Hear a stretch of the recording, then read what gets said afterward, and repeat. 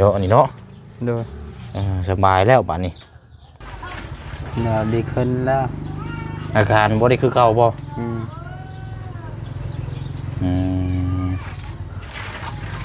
วันนี้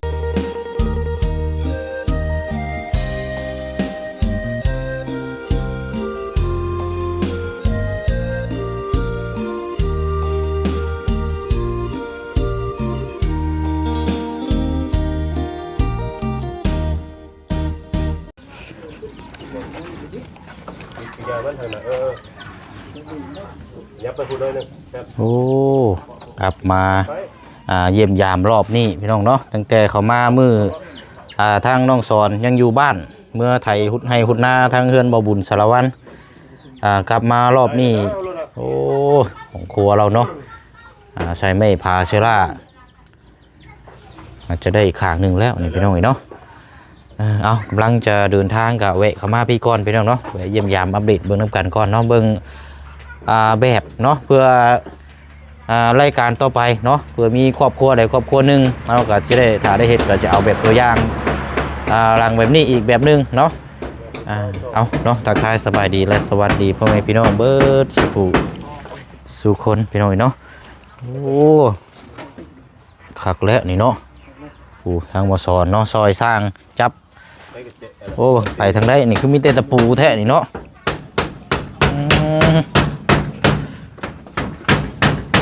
นี่พาชลากับไม้คิวนี่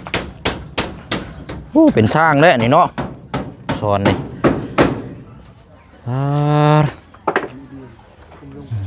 เอาตัวนี้บัดบออันนี้ช่ำมันนี่เนาะพอดีกระเทินเนาะโอ้ยใช่เอาน้องซอนเป็นนี่ได้นี่เนาะ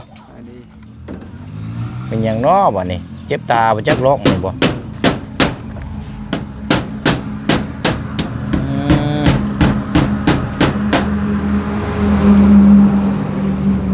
เอาออกมาพี่ก่อนอันนี้ไม่ก่อน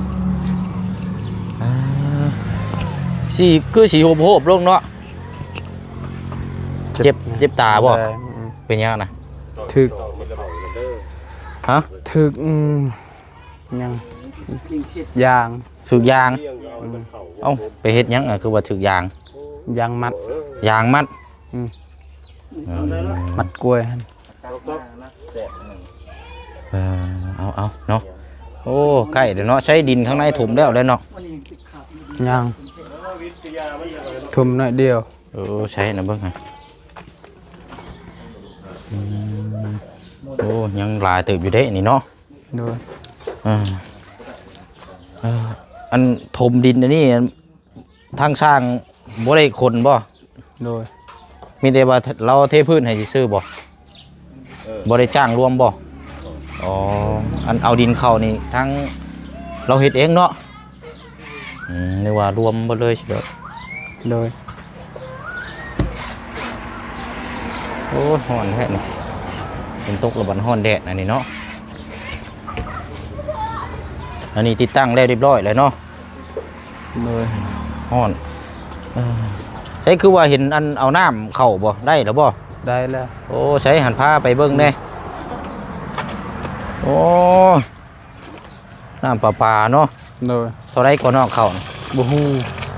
ฮะบ่ฮู้ราคาเลยมีแต่เขาใช้ให้ฮะมีแต่เขาให้ใช้ให้ซื่อๆบ่ฮู้ใครใช้น้ำปลาให้นี่เบาบุญโอ้สบายแล้วบัดนี้เนาะมีน้ำเลยเห็ดคอกไว้บัดนี้เด้อเห็ดหัวไว้บัดนี้เดี๋ยวเด็กน้อยมาลิ้นโอ้ฮักนี่เอาเลยนี่เนาะ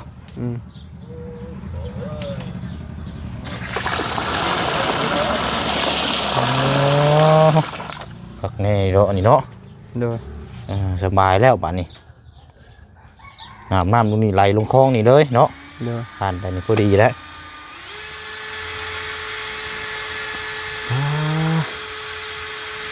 แล้วแต่จังมุงอันนี้เนาะ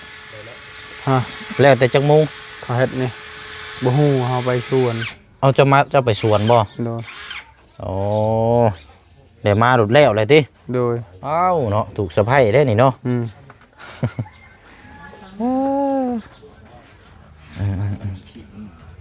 ฮอนเอ้าเนาะไปย่างมันพี่ก่อนก็ได้มันฮอน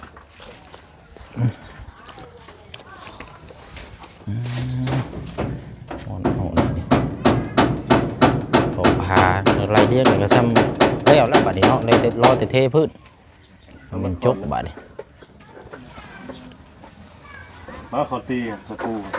ให้คอนตัวหนึ่งเป็นใคร โอ้งามแล้วเนาะ เลย แบบนี้ก็งามไปหน่อย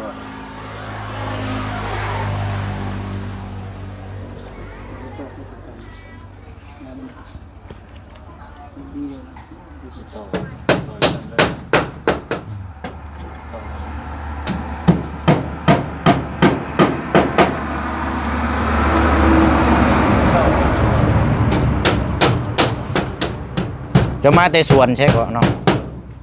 สวนนั่นสวนมันบ่ ชุนกล้วย สวนกล้วย เลย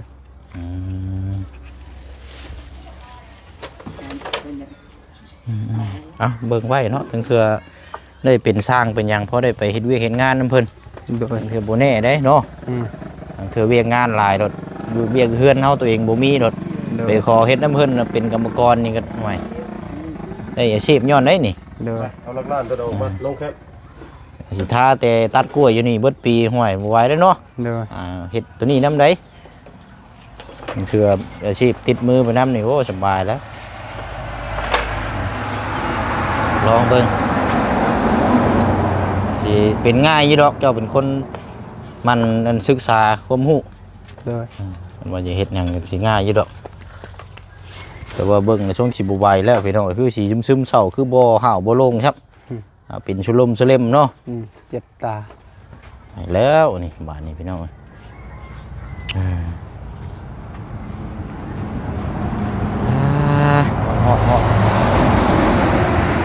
อันนั้นได้ฉากพอเจ้าได้ฉากไปใช้เนาะ อยู่เฮือน เพื่อนบ่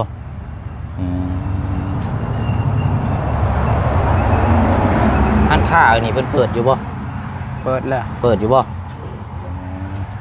บ่ได้ซื้ออันนี้น้ำพี่น้องซื้อน้ำเพิ่นสร้างเพิ่นอยู่นำกัน3เนาะ โดย พาชับพาบ่เชียงไปซื้อน้ำมาให้สร้างเพิ่นเนาะ โดย เพิ่มพลังก่อนจักหน่อย โดย ไปย่างกันรถครับโอ้เนาะแล้วบัดนี้เนาะสร้างเขาเบิ่งเด้อระวังแต่ตะปูเขาแหล้วนี่เนาะ โดย โอ้ยไปได้บาดนี้เฮาโอ้จักตัดหญ้าเนาะคักดีเลาะนี่เอาสบายดีเด้อพี่น้องเด้อมันฮ้อนเอ้าแท้นี่บ่ ห่อนเนาะตกช่องมุกเข้า ปวดโพ มุกเข้ามัน เฮ็ดปวกอาละวาดได้อยู่บ้านน่ะ ห่อนดีเลย ชีซึมๆเศร้า โอ้คักบ่ เจ็บตา จุดตาต้องพักเข้าตาบ่ ๆถามแล้วก็บ่อยากเว้านะครับเป็นชุงเลงอยู่ เล่นสบายไม่ยังถึงตา ถึกยาง ถึงยางโอ้ยางมันหยาดใช่นี่บ่ เอานั่นเด้อเอาน้ำนมไปกินน้ำนมได้ ใส่เลย มันนุ่มยังน่ะ ใส่ นมข้นนี่แล้ว เอาใส่ตาบ่หอยมันเป็นแข้งเข้าตาได้เจ้าก็บอกไป เอายางเกิดล่างแล้ว บ่แม่นไผสิใช้นั้น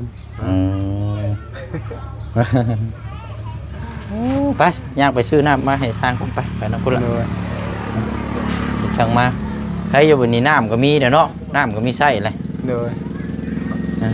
ไปย่าง เจ้าไปเดียวเจ้าก็ได้ เอาเป็นยังกันนะ จักไปเจ็บตา ฮะ บ่อยากไปใส่ บ่อยากไปใส่เอ้าช่างว่าแท้นี่ เจ็บตา น้ำเนื้อน้ำกินนะ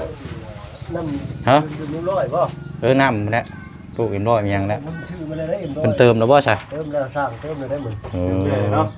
เป็นเติมแล้ว หลา ก็ ยร้อยได้เหมือนมี600 กันมาเติมแล้วก็บ่ปานใดได้ใช่เนาะ เลยเนาะเติมกันออกสร้างกันได้ ไปใช่มันมาทางนี้ก็ได้ใช่บ่ไปก็ได้นะเป็นว่าช่างเพิ่นอันนี้เลยเราเมื่อยพี่น้องเนาะโอ้ แห้งว่าวเลย ฮะ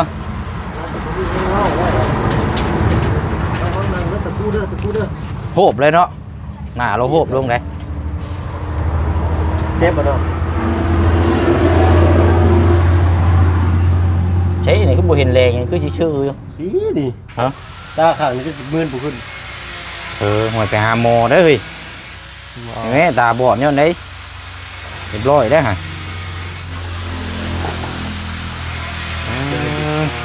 อันทั้งว่าบุญได้อไปทั้งไหนเอาฝึก ไปแลนเวียกเพื่อนชาน้องนั่งน้อยหน่วยบ้านสกี้ขึ้นใหญ่สุดเลย ที่ว่าเฮ็ดเฮือนหลังมันบ่ เลย อืม แบ่งกันเบิ่งเนาะทางนี้ก็อู้วอบอยู่แถวนี้เลยอยู่น้องชายอยู่เลยเนาะเอาบุญเลยกันห้ากับป้ายเมื่อกี้นี่ขึ้นหาน้องแช่อะไรกันลงมาเนาะแล้วก็ต้องซ้อนมาพอดีเลยเบิ่งเวียกทางนั้น คืนเราได้รับได้นอนอยู่บ่นี่ โอ้เราตื่นแต่เช้า ฮะ เราตื่นแต่เช้ามาทุกคอยออกมากับ7 โมงมาฮอดน้องเพิ่นเตรียมข้าวของรถจักรจอดอยู่นี่สิไปแหละคันมาประมาณ7 โมงครึ่งเนี่ยน้องเพิ่นไปก่อนเช้า ทันบ่ทันเนาะเราไปเฮ็ดเวียก บ่ทันนี่เดี๋ยวเวียกไปทางไหนก็ได้ ไปบ่จันบ่ ดู โอเคอันเจ้าไปหาอ้ายเจ้าบ่มื้อนั้นน่ะ ไปหา ได้เห็นกันอยู่บ่ ฮะได้เห็น อันเห็นกันเนี่ยเป็นได้ถามเราให้ฟังเลยเพราะว่าเชียงยังบ่ทันได้ถามจักเทื่อ เดี๋ยวดีขึ้นแล้ว อาการบ่ได้คือเก่าบ่ อืม อืมวันนี้อันยามใดสิได้ออกมาบัดนี้หรือว่าขึ้นอยู่กับอันทางร่างกายบำบัด ปีหนึ่ง2 ปีพุ่นละ 2 ปี ก็ใช่ครับว่า อืม ก็ใช่ครับว่านาฬิกาเลยเราใส่ที่อย่างที่ อดเอาหั่นแหละก่อนเนาะ ก็จะเปลี่ยนสายใหม่อยู่ โอ้สายที่สายหนังนี่ขับซิกขับ ออกมานี่ก็สิคือเก่าอีกเอาก่อนจังน้อยก่อน กรอบบ่ได้ ทางอันนั้นได้เฉทางอัน บอส พี่นางเจ้าได้เฉเป็นนี่ได้อยู่นี่ ไป ทางน้องอ่อนนะ โอเคตัวเอง เพราะเราเป็นนี่ได้เดี๋ยวนี้บ่เสียงบ่ได้เข้าไปเบิ่งเชื่อๆในน้ำในเราเป็นนี่ได้ นางงวน บ่ฮู้ นางควาย จะบ่ได้ไปหาถามแล้วว่าซะนี่ เป้าไว้ บ่ได้เคยถาม เออ คือเราข่อยแกน บ่ดีได้คันได้น้ำได้ก็ให้เรามาเอานี่ก็ได้บัดนี้เนาะคันว่าน้องอ่อนว่าเราบ่มีน้ำใช้ก็มาเอา ที่เข้าให้อีกได้ ฮะ เข้าให้อีกเนี่ย ยังสิเอาน้ำเข้าให้ทั้งนั้นอยู่บ่ ดู โอ้ ยังไม่บอกทำบาบุญซ้ำที่นี่ลืมทางอัน คักอยู่ซะเนาะ ท่านบอกว่าให้ไม่ใช่ให้พุทธถ่าเด้อเป็นแบบ พูดยังไง พุทธโธนะ พุทธอ เจ็บกาก นี่แต่น้องซ้อนนี่แหละน้องเป็นทางเรียนบางงานน้องซ้อนสุดท้ายมือให้เข้าเลย แม่นนั่นแห เรา ละ เพิ่นก็มีแต่ผู้หญิงกันเสียได้แล้วเท่ากับลดค่าใช้จ่ายได้ก็จ้างพุทธกับ4 ล้านแสนอยู่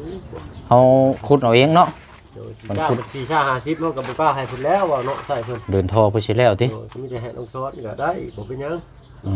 มอันเขาน้ำนี่เท่าไหร่อัน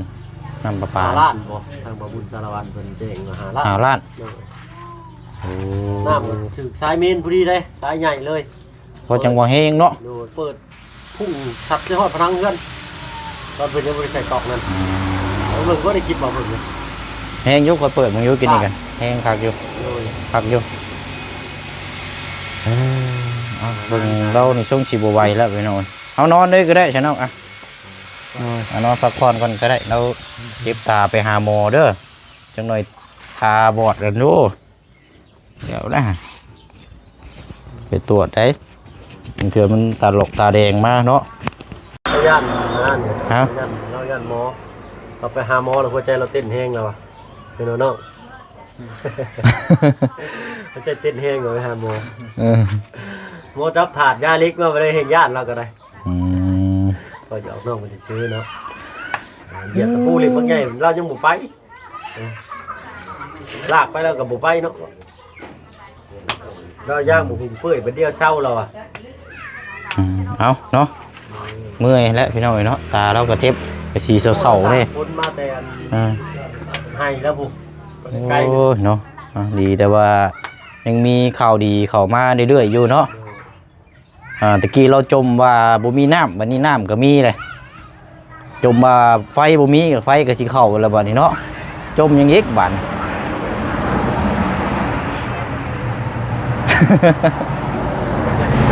เออ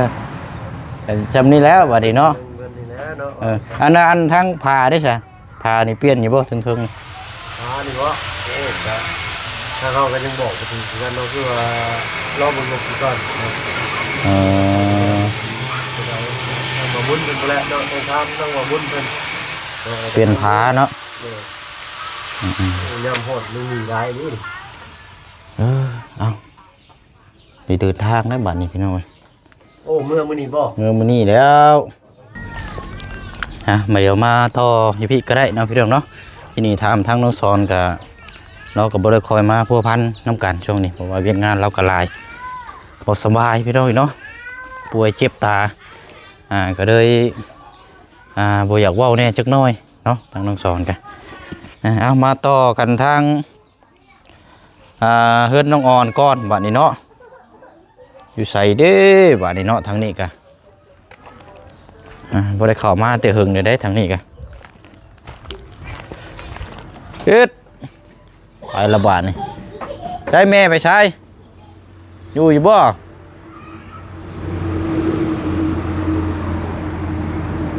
อยู่เทิงคุณบ่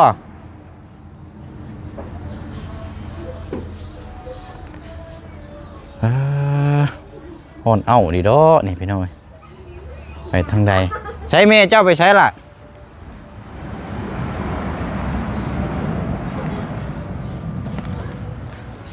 บ่อยู่ซ้ำประจักอันนี้ก็เนาะคือบ่เห็นรถจักรพี่น้องใช้แม่เจ้าได้ดุฮะแม่อยู่ใช้เอิ้นแม่นึงว่าดุมพี่อยู่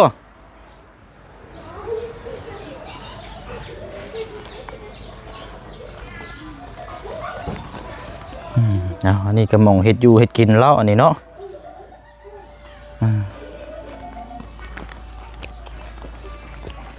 หมูอยู่นั่นทางน้องอ่อนครับพี่น้อง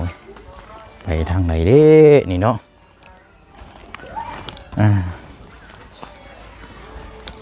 อย่างตรงน้ำก็ทางน้ำ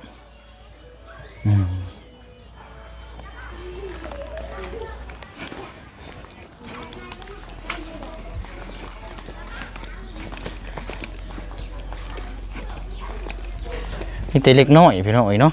ยันต้องไปหาอยู่หากินอันนี้ทางน้องอ่อนนี่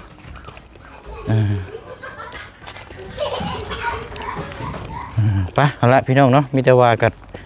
เอาไว้โอกาสหน้าเดี๋ยวมาเยี่ยมยามไม่สำหรับทางน้องอ่อนเนาะมาสิแวะเอาข้าวต้มขนมฝากทั้งลูกเราพี่น้องเนาะแต่ว่าเราบ่อยู่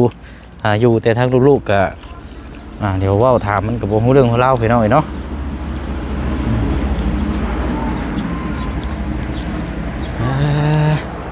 อ่อนเอาได้บัดนี้พี่น้องเนาะเอาอะไรเนาะมีแต่ว่าก็สิได้เดินทางก่อนบัดนี้พี่น้องเนาะพบและพบเจอกัน